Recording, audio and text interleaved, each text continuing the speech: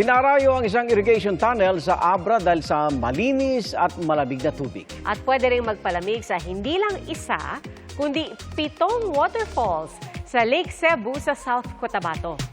Makibiyahing saksi sa report ni Darlene Cay. Grabe ang init! Swak na magtampisaw kaya tara na sa South Cotabato. Mabighani sa ganda ng waterfalls na di lang isa, di lang dalawa, kung hindi 7 talon na matatagpuan sa Lake Cebu. Ito nga raw madalas dayuhin ng mga turista pag nasa lugar. Perfect mag-chillin'-chillin'. At kung may pagka-adventurous, bakit hindi magpaagos sa tubig sa pamamagitan ng water tubing?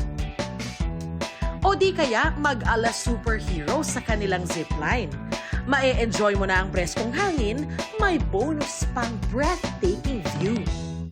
Mula South Cotabato, magpalamig naman tayo sa Manabo, Abra. Malinis at malamig ang tubig sa irrigation tunnel. Enjoy ang mga bata na magpadala sa agos ng tubig.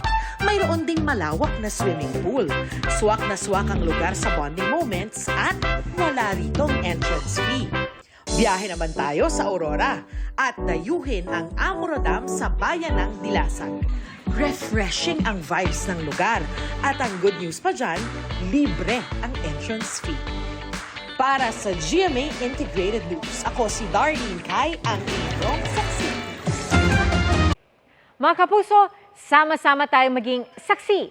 Mag-subscribe sa GMA Integrated News sa YouTube at para sa mga kapuso abroad, samahan niyo kami sa GMA Pinoy TV at sa www.gmanews.tv.